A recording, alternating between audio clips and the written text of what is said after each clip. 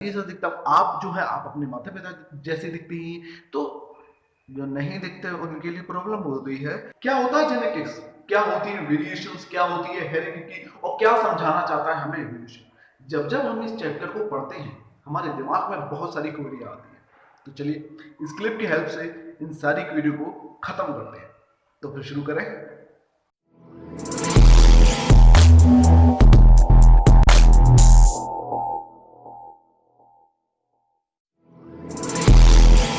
Okay, so hello everyone, myself Prashant की नाइट watching life science YouTube channel, आपका अपना प्यारा एजुकेशन चैनल।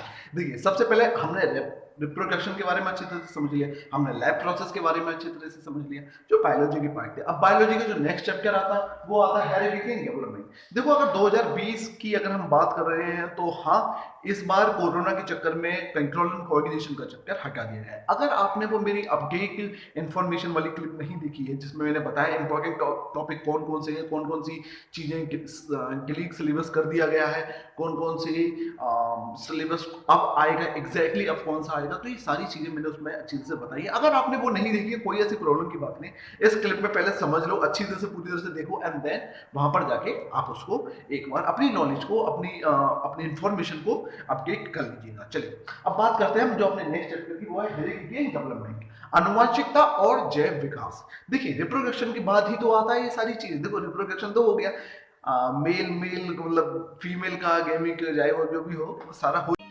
समझ रहे हो समझ रहे हो आप समझ रहे हो ना। चुका है। अब जो आता है वो आता है हमारा नेक्स्ट की, अब इस हिसाब से अनुवांशिकता कैसे वर्क करती है। सिंपल सी बात है। चलिए, the process of the transfer of trait from one generation to another. कोई सा भी जो कैरेक्टर होता है एक जनरेशन से दूसरी जनरेशन, यानी कि पेरेंट से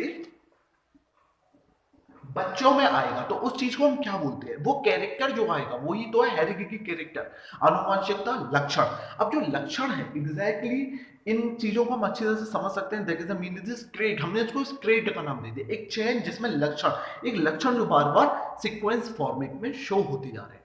तो वो अब मैं हूं अपने पिताजी जैसा दिखता हूं, आप जो है आप अपने माता पिता जैसे दिखते हैं, तो जो नहीं दिखते उनके लिए प्रॉब्लम हो गई है। वक्त बदल दिया जज्बात। लेकिन जो दिखते हैं उनको कोई प्रॉब्लम नहीं है। वो अच्छी तरह से स्वतंत्र रूप से जी सकते हैं। ये चलता रहना चाहिए, थोड़े मूड फ्रेश होते रहना चाहिए। मैं एक ही बार में बहुत सारी क्लिपिंग को शूट करता हूँ, क्योंकि एक पढ़ाने का एक आज एनर्जी बहुत अच्छी है। आज मैं अच्छी तरह से मतलब शोर शराबा भी नहीं है, जैसे कि साउंड अच्छी तरह से अब तक सुनाई दे पा रहा है। कई क्लिपिंग में मैं माफी मांगना चाहता हूँ कि हाँ, उसमें साउंड का प्रॉब्लम आ जाता है, लेकिन हाँ, बच्चे ये भी साथ के साथ कि पढ़ाया अच्छा, आपको समझ में आया, that's very good for you. आप कान में हेडफोन लगाइए, कॉपी किताब खोलिए और मेरी क्लिपिंग को अच्छी तरह से समझते चलिए। बहुत ही आसान तरीके से आपको समझाने की कोशिश करता हूँ। क्लिपिंग ज्यादा लंबी ना हो, बोर ना हो। 2-2 3-3 घंटे पढ़ाने का क्या फायदा, 7-7 घंटे लेक्चर लेने का क्या फायदा जब बच्चे टिक ही नहीं रहे हैं। तो हाँ, देखते हैं। तो अब जो बात आती है कि एक एक कीवर्ड को अच्छी तरह से समझते चलते हैं। सबसे पहला जो हमने समझ लिया ये है हमारी डेफिनेशन, डेफिनेशन को अच्छी तरह से समझ लिया। अब जो बात आती है हमारी नेक्स्ट, हेरिडिटी और वेरिएशंस। जब ये दोनों मिलते हैं, हेरिडिटी और वेरिएशन का जब हम स्टडी करते हैं, इस चीज को हम क्या बोलते हैं? जी हाँ, हेरिडिटी और इवोल्यूशन जब आपस में मिलते हैं, जब हम इन चीजों का अध्ययन करते हैं, स्टडी करते हैं, तो हम इस चीज को बोलते हैं जेनेटिक्स। इस चीज को ही हम जेनेटिक्स बोलते हैं। अब जेनेटिक्स का जो नाम है ये किसने रखा था?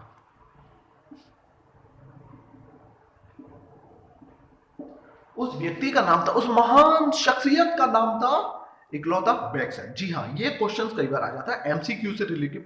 बहुत सारे इस तरह के क्वेश्चन पूछ लिए जाते हैं कि इन दोनों को जोड़ के क्या बनता है, या फिर ये जेनेटिक्स का जो है वो किसने नाम दिया। तो सिंपल इज दिस, बैक्सन ने ही सबसे पहले जेनेटिक्स का नामकरण किया था। अब इसके अगर बात करते हैं, देखो नॉर्मल फेज में इसको अच्छे से समझ लेते हैं कि पेरेंट्स यानी कि माता पिता के जो लक्षण होते हैं, उनके जो जेनेटिक्स होते हैं, उनके जो जीन्स होते हैं, वो ही तो हम में आएंगे।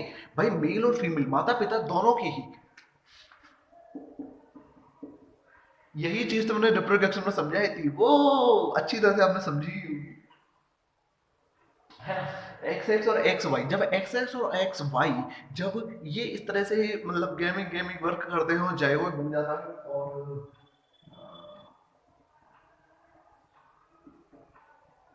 और लड़का और लड़की जो भी है, ठीक है, वो हम एक एक करके आगे बनाएंगे बनाएंगे, मतलब बनाएंगे क्या, मतलब मैं मार्कर से बनाऊंगा, वैसे तो बना नहीं सकता। कोई अपोजिट है नहीं, क्योंकि यहाँ पे पूरी तरह से खाली हो मैं, बिल्कुल। जी हाँ, चलो अब जो बात आती है जब ये दोनों के दोनों मिलके गैमेट मिलके एक जायगोट बनते हैं, यानी कि नया जो एक संतान होती है, तो वो संतान के लक्षण किसमें से आए भाई? माता और पिता में से आए ना। माता पिता में से आए, पेरेंट में से आए। तो पेरेंट में से जब उनके बच्चों में ये लक्षण पहुंच जाते हैं तो फिर क्या होता है? फिर ये होता है कि भाई उन दोनों के जेनेटिक जो डीएनए है वही तो मैच करेगा। मैं स्टार बना के एक एक कीवर्ड को अच्छी तरह से लिखता जा रहा हूं। पहले लिख दी मैंने डेफिनेशन, दूसरा लिखा मैंने हेरिडिटी की और एवोल्यूशन की जो स्टिगी को बोलते हैं, जेनेटिक्स किसने दिया था? बेक्सन ने दिया था। और तीसरा आता है डीएनए। डीएनए क्या होता है? That is mean of this deoxyribo nucleic acid. Nucleic acid बहुत ही बेसिक अच्छे से समझाऊंगा। न्यूक्लिक एसिड एक्चुअली दो पार्ट में कन्वर्ट होता है।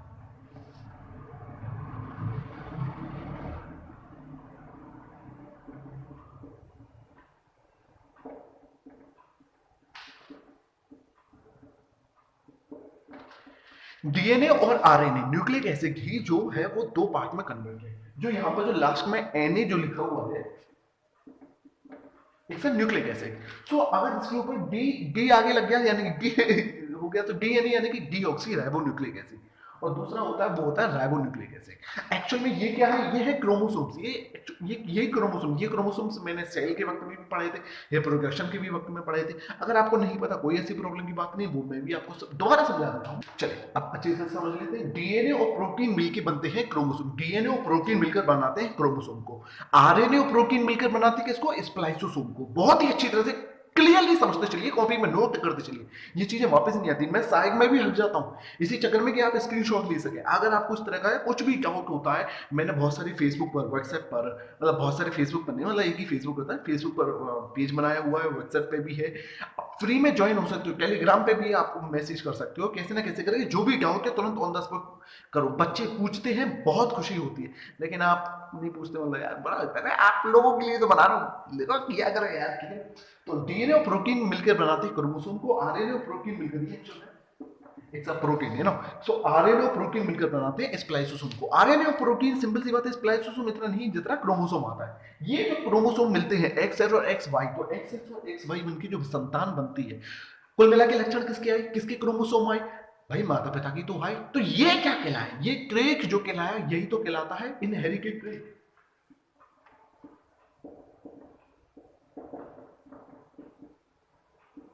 Inherited trait. अब वंशागत लक्षण यही तो है। अब वंशागत लक्षण का क्या मतलब है? भाई देखो, कुल मिला के जो बात आती है, तुम्हारे माता पिता में जो लक्षण है वो कहां से आए? दादा दादी से। दादा दादी में कहां से आए? परदादा दादी से। यानी कि परदादा दादी से दादा दादी में, दादा दादी में से माता पिता में, माता पिता से आप में। और आपके लक्षण किस में आएंगे? मतलब आपके बच्चों में जाएंगे। वो बात अलग है अगर आप मोदी जी या भीष्म पितामह जैसे हुए कि आप शादी नहीं करना चाहते, वो बात अलग है। लेकिन मैं करने तो चाहिए यार, मतलब ठीक है, छोड़ो क्या। तो ये अच्छी तरह से हमने समझ में आ गया एक्सेस और ये भाई, ये बहुत ही अभी बेसिक्स है, लेकिन हाँ कॉपी में आपकी किताबों में अच्छी तरह से ऐसे ही एक्सप्लेन किया गया। इतनी आसान तरीके से नहीं जितना मैं आपको अच्छी तरह से समझा रहा हूँ। लेकिन हाँ क्वेश्चन जो आता है इंट्रोडक्शन में आप अच्छी तरह से बता सकते हैं, लिख भी सकते हैं। चलिए अब आगे बढ़ते हैं। चलिए अब हम समझ लेते हैं कि मेंगल का जो कंट्रीब्यूट था वो कितना था। इतना नहीं था, बहुत सारा था, ठीक है। तो चलिए, मेंगल जी नहीं, यानी कि जॉर्ज मेंगल जो थे वो कौन थे? एक पढ़े लिखे, मतलब साइंस और मैथ की ये विद्या अर्जित कर चुके थे, यानी कि इनको अच्छी तरह से नॉलेज थी। काफ़ी सारे लोग इनको ये मानते हैं कि एक तरह के कॉमन आदमी थे। नहीं, हकीकत में ये काफ़ी पढ़े लिखे थे। और अच्छा, वहाँ पर क्या हुआ कि इन्होंने एक्सपेरिमेंट की कुछ एक मुहिम शुरुआत करी, तो वहाँ पर उनकी इंसल्ट कर दी गई थी। इंसल्ट करने के बाद ये वापस आए और गिरजाघर, यानी कि पादरी थे एक तरह के, और वहां पर उन्होंने क्या किया, चर्च के पीछे ही जो एक खाली जगह थी वहां पर उन्होंने मटर के दाने, उसको वैज्ञानिक नाम क्या होता है मटर के दाने का? वैज्ञानिक नाम है पाइजम सैटिवम। मैंने सामने लिख ही दिया है। लेकिन हाँ क्वेश्चन ये भी पूछा जाता है एमसीक्यू में, इस तरह के क्वेश्चन। मैं साथ के साथ ये भी बताता चलता हूँ कि कौन से लॉन्ग क्वेश्चन होते हैं, कौन से शॉर्ट क्वेश्चन होते हैं, कौन से वेरी शॉर्ट होते हैं, यानी कि एमसीक्यू को किस तरह के आते हैं। तो कोई बात नहीं, इस तरह से भी आप अपनी नॉलेज को अपडेट कर सकते हैं। और बहुत ध्यान से सुना करो, तभी काम बन पाएगा, ठीक है ना। चलो, तो पाइजम, इन्होंने मटर के दाने लिए और मटर के दाने, छोटे छोटे दाने, इन्होंने चर्च में, यानी कि पीछे जो खाली जगह थी वहां पर उन्होंने बो दिया। जैसे ही जब इन्होंने बोआ तो ये हैरान हो गए, यार इन्होंने कहा कि मैंने एक्सपेरिमेंट तो किया, लेकिन ये एक्सपेरिमेंट काफी चौंकाने वाले थे। सारे के सारे मटर के दाने आपको एक जैसे ही लगते हैं, लेकिन उन मटर के दानों में कितनी वेरिएशन होती है, कितनी सारी वेरिएशन होती है। वो वेरिएशन कौन कौन सी थी, वो लक्षण किस तरह के थे, वो ट्रेट कौन कौन से थे, वो थे तकरीबन 7 टाइप के। ये सातों के सातों मैंने आपके सामने लिख दिए हैं। देखो सबसे पहला था सीड फॉर्म, यानी कि वो किस तरह का था, यानी कि बीज जो था वो किस तरह का था। दूसरा आता है बीज कलर, यानी कि जो बीज का कलर था यानी कि उसका रंग था वो कैसा था। तीसरा जो आता है कवर, यानी कि जो बीच का जो सीट कवर था वो आउटर एरिया का कवर एग्जैक्ट कैसा था। ये भी तो एक डिफरेंट है। अभी तो हमें लग रहा है मटर के दाने सारे समान होते हैं, लेकिन ऐसा नहीं होता, सबके सब डिफरेंट है। ना ना ना ना ना, पांचों हाथ की उंगलियां भाई साहब ये भी समान नहीं है, तो कुछ समान नहीं है। बहुत सारे लोग इसमें देखो, ज्ञान की बात ये आ जाती है कि बहुत सारे लोग सामने वाले को कंट्रोल करना चाहते हैं। भाई साहब कंट्रोल नहीं हो सकता। बहुत सारे यूट्यूब चैनल मैंने अभी अभी शुरू किया है और मुझे कंपेयर कर रहे हो तुम उन लोगों से जो मिलियन सब्सक्राइबर भाई साहब कि सर वो तो टीवी लगा के पढ़ाते हैं। भाई साहब उनको भी तुमने पहुंचाया, अगर तुम भी मुझे वहां पहुंचा दो, मैं टीवी क्या था, मैं तो भाई साहब पूरी की पूरी 3D फॉर्म में पढ़ाऊंगा तुम लोगों को। एक बार मौका तो देके देखो यार, तुम की जब बात कर रहे हो यार, इतने लंबे सपने लेकर आया हूं मैं, तुम लोग यहीं पर ही ऐसे करेगा क्या। चलो अब आगे बढ़ते हैं। चौथा आता है पॉट फॉर्म, यानी कि जो कली जो होती है वो किस तरह की थी, उसकी आकृति कैसी थी। चलो, पांचवा आता है पॉट कली, यानी कि उसका रंग कैसा था, कली का जो था, जो फली है जो उसकी एक्चुअल में उसका कलर कैसा था। भाई अभी तो बीज के बारे में पढ़ रहे थे, अब जो उसमें से निकला वो कैसा था। उसके बाद आता है छठवां फ्लावर पोजीशन, जो फली थी वो फ्लावर फॉर्म में हो गई। अब जो फ्लावर फॉर्म में हो गई, ये चीज मैंने रिप्रोडक्शन में मतलब मैंने पढ़ाई थी, प्लांट की रिप्रोडक्शन मैंने अच्छी तरह से समझा था ये सारी चीजें किस हिसाब से होती हैं, किस हिसाब से वो जर्म सेल पोलन ग्रेन्स ये सारी चीजें होती हैं। तो वहां पर कि फ्लावर पोजीशन, अब फ्लावर पोजीशन भी बहुत मायने रखता है भाई, पोजीशन भी, वो पोजीशन किस हिसाब से वर्क कर रही है। अब जो सातवां जो लास्ट में है टॉलनेस, टॉलनेस डार्फनेस, छोटा है लंबा है।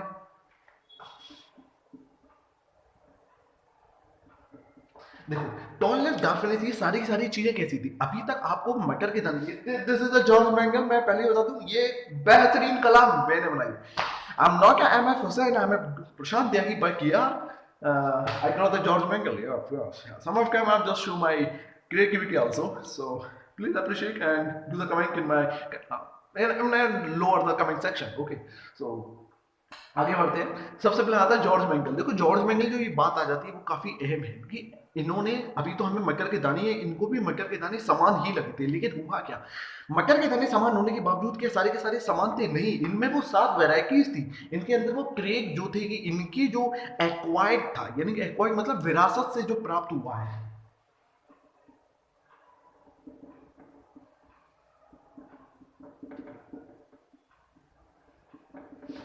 इससे जो इसकी विरासत में जो प्राप्त हुआ है, एक्चुअल में ये एक्वायर्ड तो है कि विरासत में जो हमें मिलता जा रहा है वही तो है। अब पहले हमारी विरासत के पास जो चिंपैंजीज थे, जो कहा जाता है हम चिंपैंजीज बंदरों के हैं, हमारे पूर्वज बंदर थे, तो उनके पास पहले पूंछ थी, लेकिन वो पूंछ धीरे धीरे यूज नहीं हुई। धीरे धीरे क्या हुआ, उसके न्यूरॉन्स जो थे वो पूरी तरह से गैप हो गए और पूंछ जो थी वो हट गई। क्लियर है भैया। अगर हमारी पूछ होती है हम कितने ऑकवर्ड लगते, कितने अजीब लगते फिर है मतलब समझ रहे हो यार, ओ डरावना सीन आ गया मेरे आंखों के सामने। चलो, लेकिन अगर तुम लोगों की पूछ होती कितना अजीब लगता है ना यार, अब वो धीरे धीरे क्या हो गई, लुप्त हो गई। अब फिर कुछ तरह की जनरेशन नहीं, वो एवोल्यूशन हुआ, वो एवोल्यूशन में हम अच्छी तरह से पढ़ेंगे। लेकिन धीरे धीरे धीरे क्या हुआ, अब नई तरह की विरासत आई, बिना पूछ के हाथ पैर वही सेम एकदम, शरीर पे कोई बाल नहीं। अब ये लोग so much good and smart, you know, and then धीरे धीरे करते करते क्या हुआ, अब पूरी जैसे बदलाव आ गया। ये तो एवोल्यूशन का था, लेकिन विरासत भाई देखा जाए तो एक तरह की विरासत ही तो है, एक तरह का एक्वायर्ड फॉर्म ही तो है, एक्वायर्ड ट्रेट ही तो है। बहुत सारे लक्षण जो एक एक करके हमको मिलते जा रहे हैं। शब्दों को बहुत ध्यान से समझिए। इसी तरह की आपको थ्योरी अगर आपको समझ में आ गई क्या क्या लिखना है, तो यही आपको लिख के भी आ रहा है, क्योंकि यही किताब में, और यही मैं आपको बहुत ही आसान तरीके से आपको समझाता चला हूँ। इस फॉर्मेट में जो हमें अपने पूर्वजों से जो मिलता आ रहा है वही तो हमारे ट्रेक है। अब वो ट्रेक अलग अलग तरह के होते हैं। देखो ये सारी उंगलियां समान नहीं है, ये भी तो एक ट्रेक है, अलग अलग तरह के लक्षण, सबसे छोटी, सबसे मोटी, सबसे सबसे मोटा तो ये से एक थंब, तो ये सारी की सारी पिंकी उंगली, बहुत ही पिंकी फिंगर सबसे छोटी होती है। तो ये इनमें भी तो वेरिएशन है। तो उसी प्रकार से हमें तो मटर के दाने बहुत छोटे छोटे समान सबके सभी जैसे लग रहे हैं, लेकिन उनके अंदर भी कौन कौन सी वेरिएशन है, वो उनकी ट्रेट की वजह से। तो ये सारे सारे सातों के साथ ट्रेट। चलिए अब हम इसके कुछ ये सारी की सारी चीजें और आगे अच्छी तरह से समझेंगे। उसके जो टर्म्स एंड कंडीशंस हैं, जो कीवर्ड है वो और कौन कौन से, ये भी हम अच्छी तरह से समझ लेते हैं। तो अब ये सारी की सारी चीजों को समझने का सबसे अच्छा तरीका है कि हम इसके जो कीवर्ड है, जो टर्म्स हैं, वो अच्छी तरह से समझ लेते हैं। एक एक करके शुरू करते चलते हैं। सबसे पहला आता है हाइब्रिड। मुझे पता है कि तुम्हें बाहर का भी एक सब्जी वाले की आवाज सुनाई दे रही है, लेकिन यार क्या करें, मतलब यही आप लोगों की भाई, मैं भी इंसान हूँ। फैमिली में बस्ती में ही रहता हूँ, मतलब ऐसे बस्ती में नहीं है, ऐसे नहीं, प्रॉपर कॉलोनी में रहता हूँ मैं। लेकिन हाँ, वहाँ आते रहते हैं तो यार उन वॉइस को इग्नोर करो, इतनी भी मैं पूरी कोशिश करता हूँ कि डिटेक्ट उनको पूरी तरह से हटा सकूँ। बैकग्राउंड म्यूजिक को मैं, नॉइस को हटा सकूँ, हाँ। लेकिन फोकस कहाँ होना चाहिए, अगर आपका फोकस मेरे पर है तो बहुत क्लियर है, सीधे बैठो, बस समझते चलो। चलो, सबसे पहला आता है हाइब्रिड। हाइब्रिड क्या होता है, देखो मेल और फीमेल से जो एक्चुअल में जो उनका जो क्रॉस करवाया गया है भाई, मेल और फीमेल जब करवाया गया है तो उससे जो संतानें हैं वो क्या है, एक हाइब्रिड ही तो है, फर्टिलाइजेशन ही तो करवाया गया, तो वो चीज क्या है, उसको हम बोलते हैं, देखिए मीन ऑफ दिस हाइब्रिड, यानी कि हिंदी में बोलते हैं हम संकर। दूसरा जो आता है वो आता है allele. Allele alternative name of the genes. Genes क्या होता है, हमारे जेनेटिक मॉलिक्यूल्स, हमारे अंदर बहुत सारी जीन्स ही तो है, माता पिता की जीन्स हमारे अंदर है, तो उसी को हम बोलते हैं the means of alleles, the alternative, the second name of the genes. तीसरा जो आता है वो आता है डोमिनेंट और रेसेसिव। भाई डोमिनेंट और रेसेसिव क्या क्या होते हैं, देखो ये डोमिनेंट रेसेसिव का मतलब बहुत ही आसान है, इसमें कोई ज्यादा कॉम्प्लिकेशन क्रिएट होने वाली बात नहीं है। डोमिनेंट और रेसेसिव वो कहलाते हैं कि भैया जो डोमिनेंट वो जो शो हो जाए, तुम्हारे अंदर जो जीन है, तुम्हारे अंदर हार्मोन्स है, बहुत सारी जो हार्मोन्स तुम्हारे अंदर शो हो रहे हैं, जो जेनेटिक मॉलिक्यूल जो तुम्हारे अंदर शो हो रहे हैं, जो लक्षण जो तुम्हारे अंदर शो हो गए, उसी को हम बोलते हैं डोमिनेंट। जो शो नहीं हुए वो क्या कहलाएंगे, वो कहलाएंगे रेसेसिव। बहुत ही आसान है, जो शो हो गए डोमिनेंट, जो शो नहीं हुए रेसेसिव। बहुत सुंदर। मटर लेना भैया,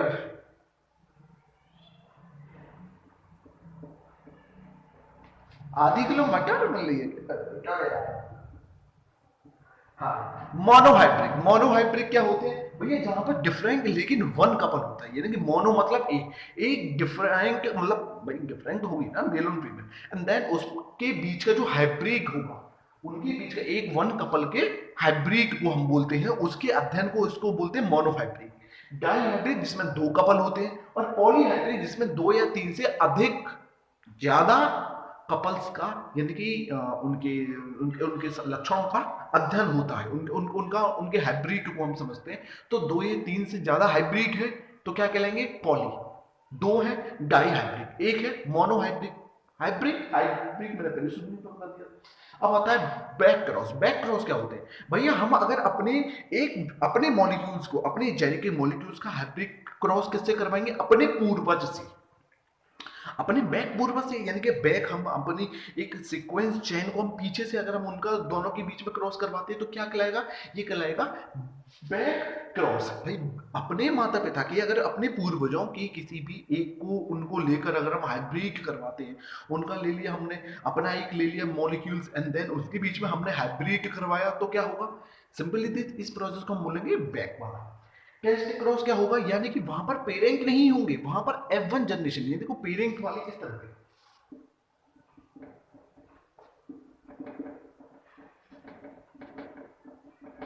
तो ये पेरेंट अगर हम इनसे करवाते हैं तो क्या कहलाएगा भैया, ये बैक क्रॉस कहलाएगा, भाई पूर्वजों से करवाया। लेकिन अगर हम किसी भी F1 जनरेशन वाले से करवा देंगे, अपने नॉर्मल कनेक्टिविटी वाले से करवा देंगे, तो ये कहलाएगा हमारा टेस्ट क्रॉस।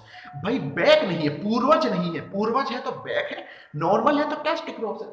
अब जो आता है वो आता है होमोजाइगोट। होमोजाइगोट जहां पर समान जाइगोट होते हैं, समान मतलब वहां पे सीक्वेंस वाले होते हैं, जहां पर सेम है, एग्जैक्ट जाइगोट वाले हैं, सेम जाइगोट है, होमोजाइगोट। डिफरेंट जाइगोट है हेटेरो। हेटेरो और होमो, होमो मतलब समान होता है, हेटेरो मतलब डिफरेंट होता है। ऐसा जाइगोट जो समान है होमो, जो ऐसा जाइगोट जो डिफरेंट है हेटेरो जाइगोट।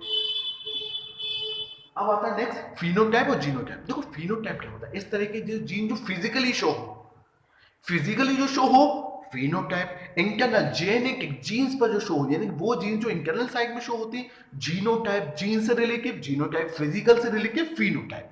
बहुत ही आसान टर्म में मैं आपको समझाता चल रहा हूँ, क्योंकि ये कीवर्ड इस तरह से पूछे नहीं जाते। ये कीवर्ड आपको जब आप लिखते हो तो आपको पता होनी चाहिए, क्योंकि तभी तो आप अच्छे तरह से परफॉर्म कर पाएंगे। जब मैं आगे आपको आगे एक एक करके समझाता चलूंगा तो नॉर्मल सी बात है, तब मैं आपको समझाऊंगा ये सारी चीजें इस तरह से वर्क कर रही हैं। भाई वो होमो जाएगा क्या, वो हैकेरो जाएगा क्या। होमो मतलब आपको दिमाग में आना चाहिए, अच्छा होमो है समान है, हैकेरो है डिफरेंट होगा, अच्छा बैक क्रॉस अच्छा पूर्व से रिलेटेड, एलिली मतलब जीन है, हाइब्रिड है इस तरह से संकर करवाएगा, डोमिनेंट है तो शो हो रहा होगा, रेसेसिव है तो शो नहीं हो रहा होगा। तो यहाँ पर आप अच्छी तरह से एक एक करके ये कीवर्ड मैंने बहुत ही आसान तरीके से आपको समझाए बताए। कॉपी में इसी तरह से लिखा करो, इसी तरह से नोट्स बनाया करो, बहुत लेंथी लेंथी लिखने की जरूरत नहीं है। डोमिनेंट शो होने वाला, प्रभावी, जो रेसेसिव है यानी कि शो नहीं हो रहा, अप्रभावी, वर्क ही नहीं कर रहा। तो ये सब ये सब मैंने देखो इसी चक्कर में आपके मतलब मैंगल को भी बीच में से मैंने मिटा दिया है। तो ये सारी चीजें आपको देखो, अभी जब तो मैं समझाया वो समझाया था मैंगल्स की कंडीशन। अब जो मैं समझाऊंगा आगे लॉ ऑफ सेग्रीगेशन, इनके लॉ के बारे में मैं आपको बताऊंगा, law of independent, law of segregation, law of, ये सारी की सारी जो चीजें हैं वो सब एक एक करके इसमें आएंगी। आई होप कि देखो क्लिप ज्यादा लंबी ना हो जाए, इसलिए मैं छोटी छोटी पार्ट में बनाता हूँ। और सभी में अच्छा, कई बार बच्चे लिख देते हैं भाई साहब आप एक ही कपड़े में, ये एक ही कपड़े में इसलिए क्योंकि अभी मैं थोड़ा सा रेस्ट लूंगा, फिर मैं एक नेक्स्ट क्लिप में बनाऊंगा, जिससे कि आपका भी थोड़ा सा मतलब बना रहे। और मैं आपको बता दूं मेरे पे एक कपड़े नहीं है, ठीक है ना, मेरे पे बहुत सारे कपड़े हैं, ऐसा इतना गरीब नहीं हूँ मैं, ठीक है ना। हाँ, लेकिन आप लोग प्यार देते हो तो अमीर ही है यार हम। तो बस चैनल आपको अच्छा लगा हो, बेशक लगा हो तो यार कुल मिला के करो ना यार, लाइक करो, शेयर किया करो, अपने दोस्तों को भेजो करो यार, उनसे कहा करो, बहुत आसान तरीके से इसको शेयर करो, लाइक करो, शेयर करो, सब्सक्राइब करो। और हाँ, पढ़ाई जरूर करो। मैंने बाकी की सारी ग्रुप की जो चीज़ें हैं, लिंक्स हैं इंस्टाग्राम की, फेसबुक की, व्हाट्सएप की और टेलीग्राम की सारी लिंक मैंने नीचे प्रोवाइड करवा दी, फ्री ऑफ कॉस्ट। आप इसमें ऐड हो सकते हैं अपने ग्रुप से, अपने क्लास से लेके उसी ग्रुप में आप ऐड हो जाएंगे, वहां पर आपको अपडेट मिलती रहेंगी। तो बस अपने यहाँ पे भरोसा रखो, पढ़ाई करो, कोरोना से दूर रहो, माता पिता से प्यार करो, पढ़ते रहो और चैनल को प्यार देते रहो। Thank you so much.